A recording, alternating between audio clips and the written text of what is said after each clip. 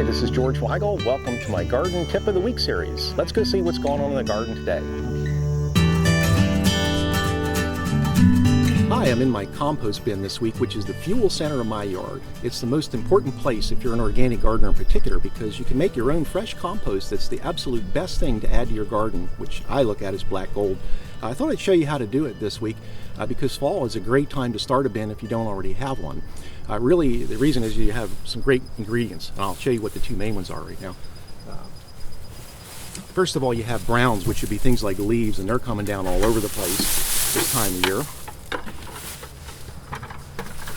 Second thing is greens, which would be spent plants from the garden or grass clippings.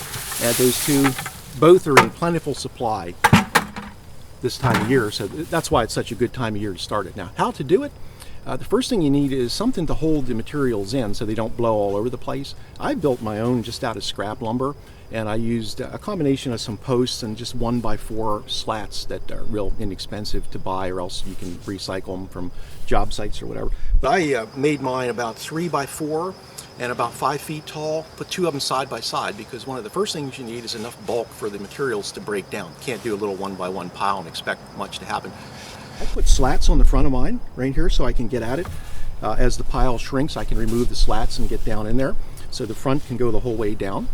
The second thing, besides the size, you're going to need is a good mixture of greens and browns, which is, I think, the easiest way to think it through.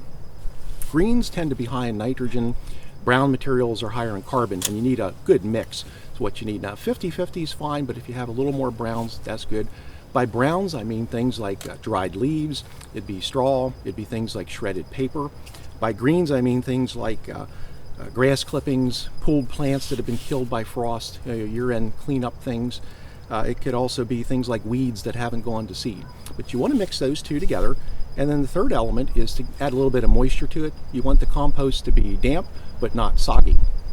Now, once you have that in place, if you want to speed things up, the smaller the pieces, the better. If you want to chop up your leaves, for example, or chop up the bigger pieces of green, it'll break down quicker. Things will still happen in time. If you don't do that, it just makes it happen in a matter of months instead of about a year. The other thing to do also would be to add a little bit of soil to it. That helps break things down. A little bit of finished compost or a little bit of soil helps. You don't really have to add all kinds of other things. Some people say, add lime, add compost activators. You really don't need to do that. Just add a little soil, and that'll get the pile cooking pretty well.